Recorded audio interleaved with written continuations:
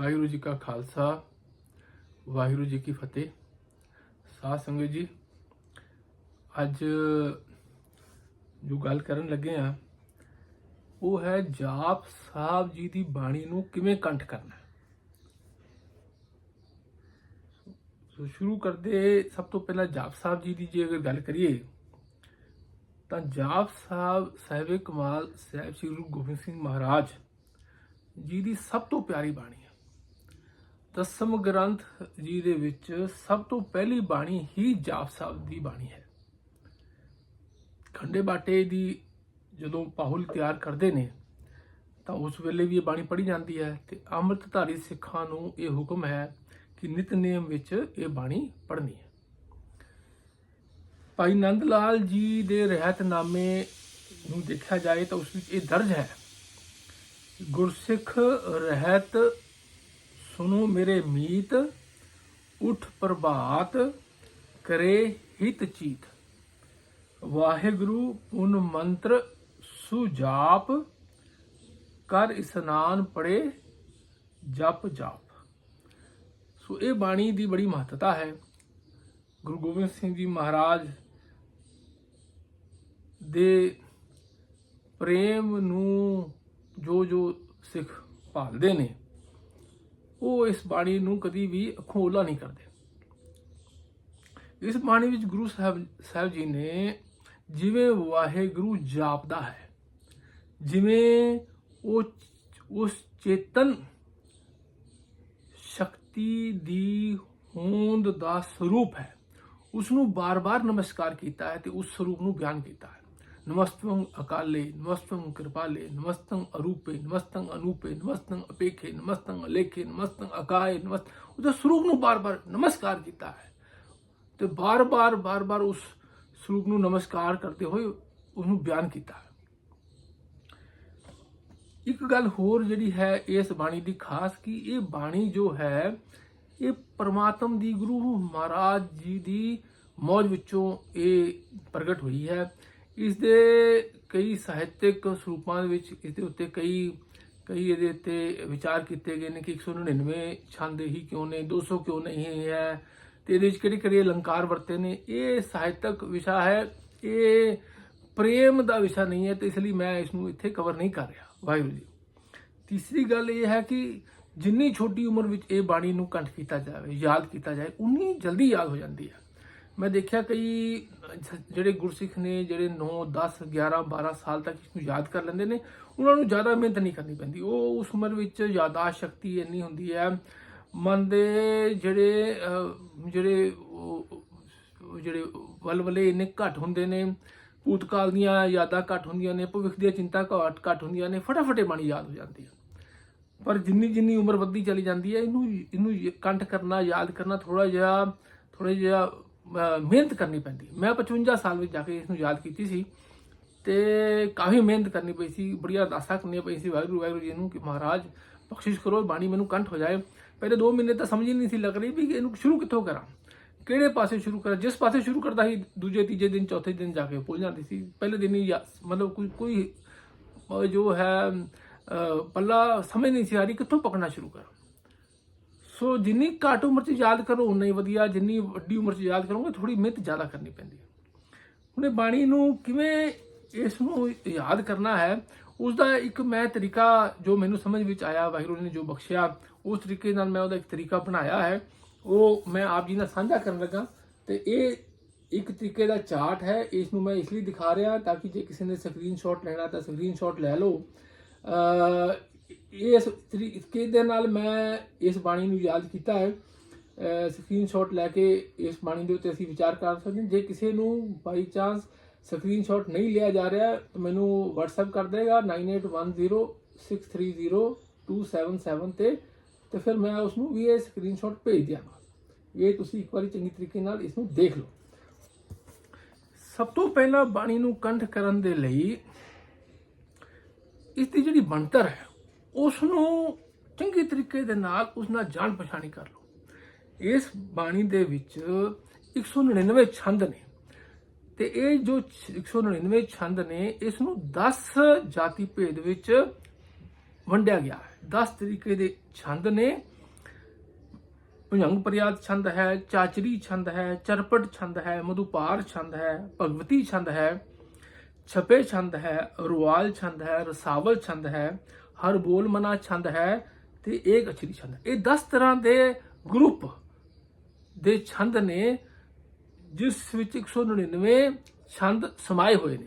ਇਹ ਜਿਹੜੇ 10 ਤਰ੍ਹਾਂ ਦੇ ਛੰਦ ਨੇ ਇਹ ਬਾਰ-ਬਾਰ ਰਿਪੀਟ ਹੋਏ ਨੇ। ਜਿਵੇਂ ਭੁਜੰਗ ਪਰਿਆਦ ਛੰਦ 6 ਵਾਰੀ ਆਉਂਦੇ ਨੇ, ਚਾਚਰੀ ਛੰਦ 5 ਵਾਰੀ, ਚਰਪਟ ਛੰਦ, ਮਧੁਪਾਰ ਛੰਦ ਤੇ ਭਗਵਤੀ ਛੰਦ 2-2 ਵਾਰੀ ਆਉਂਦੇ ਨੇ, ਤੇ ਛਪੇ ਛੰਦ, ਰੁਆਲ ਛੰਦ, ਰਸਾਵਲ ਛੰਦ, ਹਰ ਬੋਲ ਮਨਾ ਛੰਦ ਤੇ ਏਕ ਅਛਰੀ ਛੰਦ 1-1 ਵਾਰੀ ਆਉਂਦੇ ਨੇ। ਸੋ ਇਹ ਬਾਣੀ ਦੀ ਪਹਿਲਾਂ ਤੁਸੀਂ ਚੰਗੀ ਤਰੀਕੇ ਦੇ ਨਾਲ ਇਸ ਦੀ ਜਿਹੜੀ ਬਣਤਰ ਹੈ ਇਹਨੂੰ ਆਪਣੇ ਮਨ 'ਚ ਵਸਾ ਲਓ। ਉਹਦੇ ਨਾਲ ਬਾਣੀ ਨੂੰ ਯਾਦ ਕਰਨ ਦੇ ਵਿੱਚ ਬੜੀ ਆਸਾਨੀ ਹੁੰਦੀ ਹੈ। ਦੂਸਰੀ ਜਿਹੜੀ ਗੱਲ ਇਹ ਹੈ ਕਿ ਇੱਕ ਹੋਰ ਗੱਲ ਤੁਸੀਂ ਆਪਣੇ ਮਨ 'ਚ ਚੰਗੀ ਤਰ੍ਹਾਂ ਦੇਖ ਲਓ ਕਿ ਕਿਹੜੇ ਛੰਦ ਦੇ ਨਾਲ ਤਵੈ ਪ੍ਰਸਾਦ ਲੱਗਦਾ ਹੈ ਤੇ ਕਿਹੜੇ ਛੰਦ ਦੇ ਨਾਲ ਤਵੈ ਪ੍ਰਸਾਦ ਨਹੀਂ ਲੱਗਦਾ। ਕਿਸੇ ਵੀ ਭੁਜੰਗ ਪਰਿਆਦ ਛੰਦ ਦੇ ਨਾਲ ਤਵੈ ਪ੍ਰਸਾਦ ਨਹੀਂ ਲੱਗਦਾ। ਇਸੇ ਤਰੀਕੇ ਦੇ ਨਾਲ ਏਕ ਅਛਰੀ ਛੰਦ ਜੋ ਆਲਮੋਸਟ ਸਭ ਤੋਂ ਲਾਸਟ ਵਿੱਚ ਆਉਂਦਾ ਹੈ, ਉਸ ਦੇ ਨਾਲ ਵੀ ਤਵੈ ਪ੍ਰਸਾਦ ਨਹੀਂ ਲੱਗਦਾ। ਤੇ ਚਾਚਰੀ ਛੰਦ ਟੋਟਲ 5 ਨੇ, ਉਹਨਾਂ ਵਿੱਚੋਂ 3 ਦੇ ਨਾਲ ਤਵੈ ਪ੍ਰਸਾਦ ਨਹੀਂ ਲੱਗਦਾ। ਇੱਕ ਦੇ ਨਾਲ ਲੱਗਦਾ ਹੈ, ਸਭ ਤੋਂ ਪਹਿਲਾਂ ਜਦੋਂ ਚਾਚਰੀ ਛੰਦ ਆਉਂਦਾ ਉਹਨਾਂ ਨਾਲ ਲੱਗਦਾ ਹੈ ਚਾਚਰੀ ਛੰਦ ਤਵੈ ਪ੍ਰਸਾਦ, ਫਿਰ ਲੱਗਦਾ ਹੈ 13 ਜੋਰ ਚਾਚਰੀ ਛੰਦ, ਫਿਰ ਲੱਗਦਾ ਹੈ ਚਾਚਰੀ ਛੰਦ ਤਵੈ ਪ੍ਰਸਾਦ, ਫਿਰ 2 ਵਾਰੀ ਆਉਂਦੇ ਨੇ ਉਹਨਾਂ ਨਾਲ ਸਿਰਫ ਚਾਚਰੀ ਛੰਦ ਹੀ ਲੱਗਦਾ ਹੈ। ਸੋ ਇਹ ਆਪਣੇ ਮਨ ਵਿੱਚ ਚੰਗੀ ਤਰੀਕੇ ਨਾਲ ਬਿਠਾ ਲਓ ਕਿ ਕਿਹੜੇ ਛੰਦ ਦੇ ਨਾਲ ਤਵੈ ਪ੍ਰਸਾਦ ਲੱਗਦਾ ਹੈ ਤੇ ਕਿਹੜੇ ਨਾਲ ਤਵੈ ਪ੍ਰਸਾਦ ਨਹੀਂ ਲੱਗਦਾ। ਇਸ ਬਾਣੀ ਨੂੰ ਯਾਦ ਕਰਨ ਦੀ ਜਿਹੜੀ ਦੂਸਰਾ ਜਿਹੜਾ ਸਟੈਪ ਹੈ, ਦੂਸਰਾ ਜਿਹੜਾ ਕਾਰਜ ਹੈ ਕਿ ਇਸ ਬਾਣੀ ਨੂੰ ਦੀ ਰਵਾਨਗੀ ਕਰ ਲਓ, ਇਸ ਨੂੰ ਆਪਣੀ ਜ਼ੁਬਾਨ ਤੇ ਚੜਾ ਲਓ। ਜ਼ੁਬਾਨ ਇਸ ਬਾਣੀ ਨੂੰ ਪੜ੍ਹਦੇ ਹੋਏ ਫਿਸਲਣੀ ਚਾਹੀਦੀ ਹੈ। ਯਾਦ ਕਰਦੇ ਹੋਏ ਜੋ ਆਪ ਬਾਣੀ ਨੂੰ ਉਚਾਰੋ ਤੇ ਉਹ ਬਾਣੀ ਆਪ ਦੇ ਮੂੰਹ ਚੋਂ ਇਸ ਤਰ੍ਹਾਂ ਨਿਕਲੇ ਜਿਵੇਂ ਮਤਲਬ ਫਿਸਲ ਰਹੀ ਹੈ ਆਪ ਦੀ ਬਾਣੀ 'ਚ। ਇੱਕ ਜਿਵੇਂ ਛੰਦ ਸ਼ੁਰੂ ਕੀਤਾ, ਉਹ ਛੰਦ ਪੂਰਾ ਦਾ ਪੂਰਾ ਬਿਲਕੁਲ ਘਿਓ ਦੀ ਤਰ੍ਹਾਂ ਆਰਾਮ ਨਾਲ ਪੂਰੇ ਦਾ ਪੂਰਾ ਫਿਸਲ ਕੇ ਨਿਕਲਣਾ ਚਾਹੀਦਾ ਤੇ ਦੂਸਰੇ ਛੰਦ ਤੇ ਜਾ ਕੇ ਖਤਮ ਹੋਣਾ ਚਾਹੀਦਾ। ਦੂਜਾ ਛੰਦ ਦਾ ਨਾਮ ਤੇ ਖਤਮ ਹੋਣਾ ਚਾਹੀਦਾ। ਦੂਜਾ ਛੰਦ ਦਾ ਨਾਮ ਸ਼ੁਰੂ ਬੋਲਿਆ, ਫਿਰ ਉੱਥੋਂ ਦੂਜਾ ਛੰਦ ਦੀ ਰਵਾਨਗੀ ਸ਼ੁਰੂ ਹੋਈ ਤੇ ਅਗਲੇ ਛੰਦ ਦੇ ਨਾਮ ਤੇ ਜਾ ਕੇ ਖਤਮ ਹੋ ਗਿਆ। ਇਸ ਤਰੀਕੇ ਨਾਲ ਉਸ ਦੀ ਆਪ ਰਵਾਨਗੀ ਕਰਨੀ ਪੈਂਦੀ ਹੈ ਇਸ ਬਾਣੀ ਨੂੰ ਯਾਦ ਕਰਨ ਲਈ। ਇਸ ਦੇ ਲਈ ਜੋ ਆਸਾਨ ਤਰੀਕਾ ਜੋ ਮੇਰੀ ਸਮਝ ਵਿੱਚ ਆਇਆ ਹੈ ਕਿ ਛੰਦ ਵਾਈਜ਼ ਆਪ ਇਸ ਨੂੰ ਯਾਦ ਕਰ ਲਓ। ਜਿਵੇਂ ਪਹਿਲੇ ਭੁਜੰਗ ਪਰਿਆਦ ਛੰਦ 6 ਆਉਂਦੇ ਨੇ, तो एक सारे ਦੇ ਸਾਰੇ ਭੁਜੰਗ ਪਰਿਆਦ ਛੰਦ 6 ਦੇ 6 ਚੰਗੀ ਤਰੀਕੇ ਨਾਲ ਯਾਦ ਕਰ ਲਓ। ਫਿਰ 5 ਦੇ 5 ਚਾਚਰੀ ਛੰਦ ਯਾਦ ਕਰ ਲਓ। ਫਿਰ ਚਰਪਟ ਛੰਦ 2 ਹੈਗੇ ਨੇ, ਉਹਨਾਂ ਨੂੰ ਯਾਦ ਕਰ ਲਓ। ਮਧੁਪਾਰ ਛੰਦ 2 ਨੇ, ਉਹਨਾਂ ਨੂੰ ਯਾਦ ਕਰ ਲਓ। ਭਗਵਤੀ ਛੰਦ ਉਹਨਾਂ ਨੂੰ ਯਾਦ ਕਰ ਲਓ। ਛਪੇ ਛੰਦ, ਰੁਆਲ ਛੰਦ, ਰਸਾਵਲ ਛੰਦ, ਹਰਬੋਲ ਮਨਾ ਛੰਦ ਤੇ ਏਕ ਅਛਰੀ ਛੰਦ। ਇਸ ਤਰ੍ਹਾਂ ਕਰਕੇ ਛੰਦ ਵਾਈਜ਼ ਉਹਨਾਂ ਨੂੰ ਯਾਦ ਕਰ ਲਓ। ਯਾਦ ਕਰਨ ਦੇ ਲਈ ਕਿਵੇਂ ਕਰੋ, ਕੀ ਤਰੀਕਾ ਹੈ, ਉਸ ਨੂੰ 2-2 ਕਰਕੇ ਲਿਖ ਲਓ। ਲਿਖ ਕੇ ਯਾਦ ਕਰ ਲਓ ਜਾਂ ਉਹਨਾਂ ਨੂੰ ਬੋਲ ਕੇ ਯਾਦ ਕਰ ਲਓ। 10 ਵਾਰੀ ਬੋਲੋ, 20 ਵਾਰੀ ਬੋਲੋ, 50 ਵਾਰੀ ਬੋਲੋ, 100 ਵਾਰੀ ਬੋਲੋ। ਬੋਲ ਕੇ ਜਦੋਂ ਆਪ ਕਿਸੇ ਚੀਜ਼ ਨੂੰ ਬੋਲ ਕੇ ਬੋਲਦੇ ਜਾਓਗੇ, ਲਿਖਦੇ ਜਾਓਗੇ, ਉਹ ਆਪ ਜੀ ਦੀ ਰੂਹ ਵਿੱਚ, ਉਹ ਬਾਣੀ ਵਿੱਚ ਵਸ ਜਾਂਦੀ ਹੈ। ਰਵਾਨਗੀ ਬਿਲਕੁਲ ਅੱਛੀ ਤਰੀਕੇ ਨਾਲ ਆਪ ਜੀ ਦੀ ਆਤਮਾ ਤੇ ਬਾਣੀ ਇੱਕ ਦੂਜੇ ਨਾਲ ਕਿਉਂ ਖਿਚੜੀ ਹੋ ਜਾਵੇ, ਇਸ ਤੇ ਇੰਨੀ ਜ਼ਿਆਦਾ ਰਵਾਨਗੀ ਕਰ ਲਓ। ਫਿਰ ਇੱਕ ਹੋਰ ਇਹਦੇ ਵਿੱਚ ਬਾਣੀ ਨੂੰ ਯਾਦ ਕਰਨ ਦਾ ਲਈ ਇੱਕ ਹੋਰ ਜੋ ਤਰੀਕਾ ਮੈਨੂੰ ਸਮਝ ਆਇਆ ਹੈ ਕਿ ਜਦੋਂ ਪੂਰੀ ਦੀ ਪੂਰੀ ਬਾਣੀ ਨੂੰ ਅਸੀਂ ਪਹਿਲਾਂ ਤਾਂ ਆਪ ਛੰਦ ਵਾਈਜ਼ ਇਹਨਾਂ ਨੂੰ ਯਾਦ ਕਰ ਲਓ। ਫਿਰ ਜਦੋਂ ਪੂਰੀ ਦੀ ਪੂਰੀ ਬਾਣੀ ਨੂੰ ਅਸੀਂ ਇਕੱਠਾ ਇਹਨੂੰ ਉਚਾਰਨ ਕਰਨ ਲੱਗਦੇ ਹਾਂ ਤਾਂ ਫਿਰ ਕਿਤੇ ਕਈ ਵਾਰੀ ਭੁਲੇਖਾ ਪੈ ਜਾਂਦਾ ਕਿ ਠੀਕ ਚੱਲ ਰਿਹਾ ਕਿ ਨਹੀਂ ਚੱਲ ਰਿਹਾ। ਤਾਂ ਉਸ ਦੇ ਲਈ ਰਸਤੇ ਦੇ ਮੀਲ ਪੱਥਰ ਬਣਾ ਲਓ।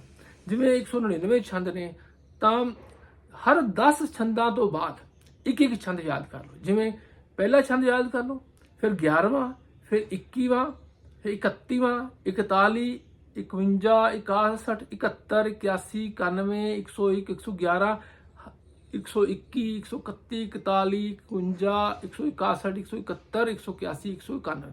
ਇਹ 10 ਬਾਅਦ ਇੱਕ ਛੰਦ ਅਗਰ ਯਾਦ ਕਰ ਲਓ ਤਾਂ ਜਦੋਂ ਪੂਰੀ ਬਾਣੀ ਨੂੰ ਅਸੀਂ ਉਚਾਰਦੇ ਹਾਂ ਤਾਂ ਉਹ ਪਤਾ ਚੱਲਦਾ ਰਹਿੰਦਾ ਕਿ ਇਹ ਮੀਲ ਪੱਥਰ ਠੀਕ ਚੱਲ ਰਹੇ ਨੇ ਕਿ ਨਹੀਂ ਚੱਲ ਰਹੇ।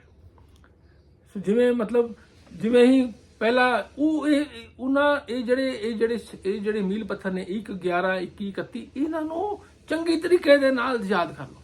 ਜਿਵੇਂ ਛੰਦ ਨੰਬਰ ਕਿਸੇ ਨੂੰ ਨਾਲ ਸੁਣਾਉਂਦੇ ਜਾਓ ਤਾਂ ਕਿ ਆਪ ਇਹਨੂੰ ਪੱਕੇ ਹੋ ਜਾਣ। ਜਿਵੇਂ ਹੀ ਛੰਦ ਨੰਬਰ ਪਹਿਲਾ ਆਇਆ ਚੱਕਰ ਚੇਨ ਅਰਬਨ ਜਾਤ ਅਰਪਾਤ ਨੇ ਹੰਜੇ ਰੂਪ ਰੰਗ ਰੇਖ ਪੇ, ਇਸ ਪੂਰੇ ਦਾ ਪੂਰੇ ਆਪਦੇ ਮੂੰਹ ਚੋਂ ਫਿਸਲ ਕੇ ਨਿਕਲਣਾ ਚਾਹੀਦਾ। 11ਵੇਂ ਦੀ ਗੱਲ ਕਰੋ, ਨਮਸਤਕ ਨਿਰਨਾਮੇ ਨਮਸਤਕ ਨਿਰਕਾਮੇ ਨਮਸਤਕ ਨਿਰਟੂਤੇ ਨਮਸਤਕ ਨਿਰਤਾਤੇ ਨਮਸਤਕ ਨਿਰਕਾਤੇ। 21ਵੇਂ ਦੀ ਨਮਸਤਕ ਦੇਵੇ ਨਮਸਤਕ ਅਪੇਵੇ ਨਮਸਤਕ ਜਨਮੇ ਨਮਸਤਕ ਸੁਬਨਮੇ। 31वीं ਦੀ ਅਦੇ ਹੈ ਅਬੇ ਹੈ ਅਜੀਤ ਹੈ ਪੀਤ ਹੈ। 41ਵਾਂ ਲੋਕ ਹੈ ਸੋਖ ਹੈ ਕਰਮ ਹੈ ਪਰਮ ਹੈ। ਇਸ ਤਰੀਕੇ ਦੇ ਨਾਲ ਸਾਰੇ ਦੇ ਸਾਰੇ ਛੰਦ ਯਾਦ ਕਰ ਲਓ ਆਪਣੀ ਆਤਮਾ ਚੰਗੀ ਤਰੀਕੇ ਨਾਲ। ਸ਼ੁਰੂ ਜਦੋਂ ਤੁਸੀਂ ਯਾਦ ਕਰਦੇ ਹੋ ਤਾਂ ਧਿਆਨ ਰੱਖਣਾ ਪੈਂਦਾ 31ਵਾਂ ਕਿਹੜਾ 41ਵਾਂ ਕਰ। ਪਰ ਜਦੋਂ ਆਪ ਇਹਨੂੰ ਬਾਣੀ ਯਾਦ ਹੁੰਦੀ ਫਿਰ ਆਪ ਇਹਨੂੰ ਇੰਨਾ ਫਿਰ ਤੁਹਾਨੂੰ ਆਪਣੇ ਆਪ ਹੀ ਉਹ ਮੀਲ ਪੱਥਰ ਆਪ ਦੀ ਆਤਮਾ 'ਚ ਫਸ ਜਾਂਦੇ ਨੇ। ਫਿਰ ਤੁਹਾਨੂੰ ਉਹ ਮੀਲ ਪੱਥਰ ਯਾਦ ਕਰਨ ਦੀ ਜ਼ਰੂਰਤ ਨਹੀਂ ਪਏਗੀ ਵੀ 41ਵਾਂ ਕਿਹੜਾ ਸੀ 81ਵਾਂ ਕਿਹੜਾ ਸੀਗਾ। ਬਟ ਜਦੋਂ ਆਪ ਜੀ ਯਾਦ ਕਰ ਰਹੇ ਹੋ ਉਸ ਵੇਲੇ ਧਿਆਨ ਦੇ ਨਾਲ, ਜਿਵੇਂ ਅਸੀਂ ਗੱਡੀ ਚਲਾਉਂਦੇ ਹਾਂ, ਗੱਡੀ ਚਲਾਉਣ ਵੇਲੇ ਧਿਆਨ ਰੱਖਣਾ ਪੈਂਦਾ ਸ਼ੁਰੂ ਵਿੱਚ ਬਿਲਕੁਲ ਜਦੋਂ ਗੱਡੀ ਸ਼ੁਰੂ ਚੱਲਦੀ ਹੈ ਕਿ ਬਈ ਐਕਸਲੇਟਰ ਤੇ ਪੈਰ ਦਬ ਰਿਹਾ ਤੇ ਨਾਲ ਕਲਚ ਤੇ ਦਬ ਰਿਹਾ ਕਿ ਨਹੀਂ ਦਬ ਰਿਹਾ। ਪਰ ਜਦੋਂ ਇੱਕ ਵਾਰੀ ਗੱਡੀ ਚਲਾਣੀ ਆ ਜਾਏ ਫਿਰ ਤਾਂ ਆਪ ਦੀ ਆਤਮਾ 'ਚ ਗੱਡੀ ਵਸ ਜਾਂਦੀ ਹੈ। ਫਿਰ ਉਸ ਵੇਲੇ ਇੰਨਾ ਜ਼ਿਆਦਾ ਧਿਆਨ ਕਰਨ ਦੀ ਜ਼ਰੂਰਤ ਨਹੀਂ ਪੈਂਦੀ, ਫਿਰ ਚੱਲਦੀ ਰਹਿੰਦੀ ਗੱਡੀ। ਫਿਰ ਇੱਕ ਹੋਰ ਜਿਹੜਾ ਚੌਥਾ ਸਟੈਪ ਹੈ ਕਿ ਜਿੱਥੇ ਜਿੱਥੇ ਖਾਸ ਭੁਲੇਖਾ ਪੈਂਦਾ ਬਾਣੀ ਨੂੰ ਉਚਾਰਨ ਵੇਲੇ ਉਹ ਜਿਹੜੇ ਆਪ ਜੀ ਦੇ ਜਿਹੜੇ ਛੰਦ ਨੇ ਜਿੱਥੇ ਜਿੱਥੇ ਟੰਗ ਟਵਿਸਟਿੰਗ ਕਹਿ ਲਓ ਜਾਂ ਮਿਕਸਅਪ ਜ਼ਿਆਦਾ ਹੈ, ਉਹ ਜਿਹੜੇ ਛੰਦ ਨੇ ਉਹਨਾਂ ਨੂੰ ਧਿਆਨ ਦੇ ਨਾਲ ਆਪਣੀ ਆਤਮਾ 'ਚ ਵਸਾ ਲਓ। ਜਿਵੇਂ ਚੌਥਾ ਤੇ 8ਵਾਂ ਬੰਦ ਜਿਹੜੇ ਮੈਨੂੰ ਲੱਗਦੇ ਹਰ ਕਿਸੇ ਦੇ ਅਲੱਗ-ਅਲੱਗ ਹੁੰਦੇ ਨੇ। ਕਿਸੇ ਨੂੰ ਹੋ ਸਕਦਾ ਕੋਈ ਵੀ ਛੰਦ ਇਸ ਤਰੀਕੇ ਦੇ ਨਾਲ ਭੁਲੇਖਾ ਪੈਂਦਾ ਜਾਂ ਮਿਕਸਅਪ ਨਾ ਹੁੰਦਾ ਨਜ਼ਰ ਆ ਰਿਹਾ ਹੋਵੇ, ਕਿਸੇ ਨੂੰ ਜ਼ਿਆਦਾ ਲੱਗਦੇ ਹੋਣ। ਉਹ ਆਪਣੇ ਜਿੱਥੇ ਜਿਵੇਂ ਜਿਸ ਨੂੰ ਲੱਗਦਾ ਉਹ ਉੱਥੇ ਲਿਖ ਕੇ ਉਸ ਤਰੀਕੇ ਦੇ ਨਾਲ ਉਹਨਾਂ ਛੰਦਾਂ ਨੂੰ ਧਿਆਨ 'ਚ ਰੱਖਦੇ ਹੋਏ ਯਾਦ ਕਰ। ਜਿਵੇਂ ਮੈਨੂੰ ਜੋ ਛੰਦ ਐਸੇ ਲੱਗਦੇ ਸੀ ਕਿ ਇਹਨਾਂ ਤੇ ਖਾਸ ਧਿਆਨ ਦੇਣ ਦੀ ਜ਼ਰੂਰਤ ਹੈ। ਜਿਵੇਂ ਛੰਦ ਚੌਥਾ ਤੇ 8ਵਾਂ ਇਹਨਾਂ ਦੇ ਵਿੱਚ ਆਉਂਦੇ ਨਮਸਤੰਗ ਅਗੰਜੇ ਨਮਸਤੰਗ ਅਪੰਜੇ। ਇਹ ਦੋ ਤਰੀਕੇ ਦੇ ਨਾਲ ਆਉਂਦੇ। ਚੌਥੇ 'ਚ ਆਉਂਦਾ ਨਮਸਤੰਗ ਅਗੰਜੇ ਨਮਸਤੰਗ ਅਪੰਜੇ ਨਮਸਤੰਗ ਅਨਾਮੇ ਨਮਸਤੰਗ ਅਠਾਵੇਂ। 8ਵੇਂ 'ਚ ਆਉਂਦਾ ਹੈ ਨਮਸਤੰਗ ਅਗੰਜੇ ਨਮਸਤੰਗ ਅਪੰਜੇ ਨਮਸਤੰਗ ਉਦਾਰੇ ਨਮਸਤੰਗ ਉਪਾਰੇ। ਸੋ ਮਿਕਸਅਪ ਹੋਣ ਦੀ ਕਈ ਵਾਰੀ ਚਾਂਸਿਸ ਲੱਗਦੇ ਸੀ, ਸਪੈਸ਼ਲ ਧਿਆਨ ਦੇ ਕੇ ਯਾਦ ਕਰ ਲਓ। ਇਸੇ ਤਰੀਕੇ ਨਾਲ ਛੰਦ 22 ਤੇ 45 ਇਸ ਦੇ ਵਿੱਚ 22 ਵਿੱਚ ਸ਼ਬਦ ਆਉਂਦਾ ਗਾਉਣੇ ਤੇ ਪਾਉਣੇ, 45 ਵਿੱਚ ਆਉਂਦਾ ਗਾਉਣੇ ਤੇ ਪਾਉਣੇ। 22ਵੇਂ ਦੇ ਵਿੱਚ ਨੰਨੇ ਦੇ ਨਾਲ ਆਉਂਦਾ ਗਾਉਣੇ ਤੇ ਪਾਉਣੇ, 45 ਚ ਗਾਉਣੇ ਅਣਾਣੇ ਦੇ ਨਾਲ ਆਉਂਦਾ ਗਾਉਣੇ ਤੇ ਪਾਉਣੇ। ਇਸੇ ਤਰੀਕੇ ਨਾਲ ਛੰਦ 111 114 ਤੇ 117 ਇੱਥੇ ਕਿ ਸਰਵਤਰ ਦੇਸੇ ਕਿ ਸਰਵਤਰ ਪੈਸੇ ਅਲੱਗ ਕੰਬੀਨੇਸ਼ਨ ਦੇ ਨਾਲ ਆਉਂਦਾ ਕਿ ਸਰਵਤਰ ਦੇਸੇ ਕਿ ਸਰਵਤਰ ਪੈਸੇ ਕਿ ਸਰਵਤਰ ਰਾਜੇ ਕਿ ਸਰਵਤਰ ਸਾਜੇ।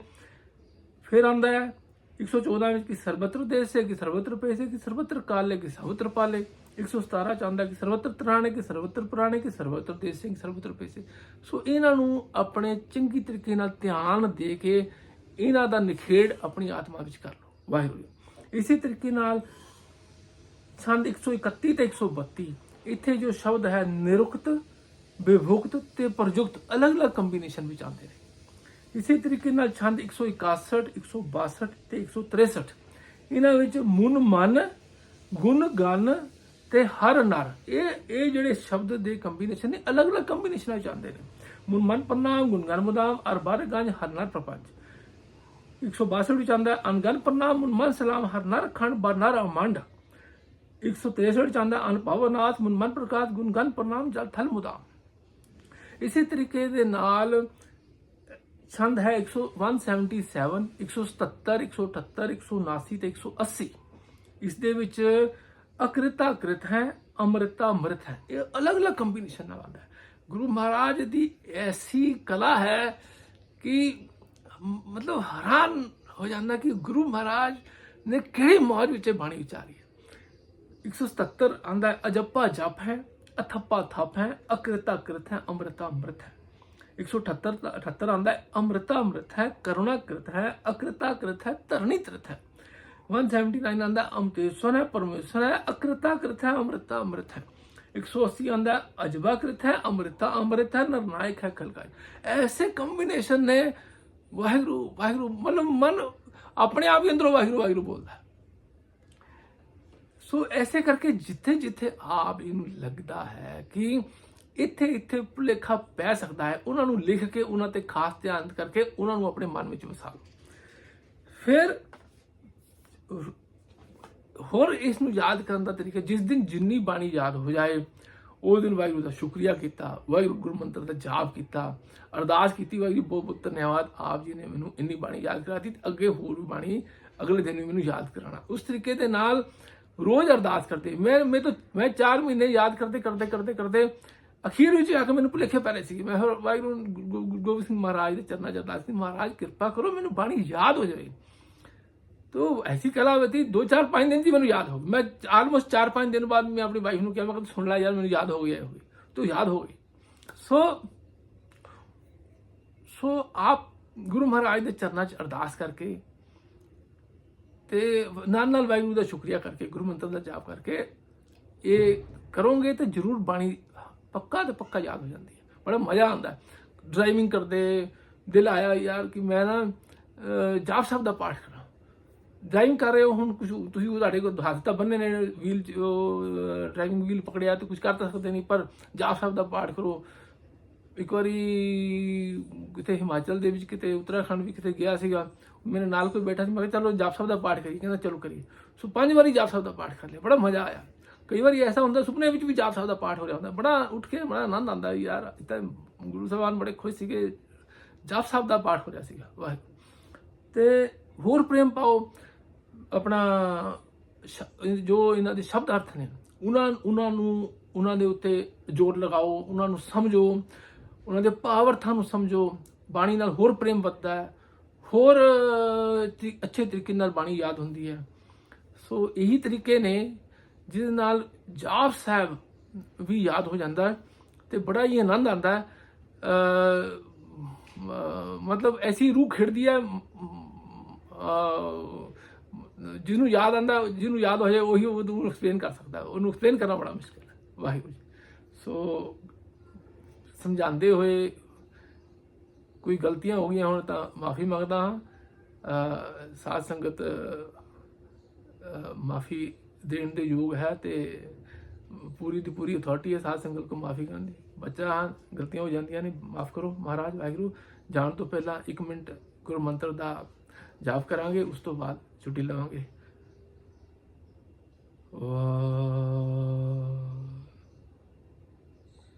गुरु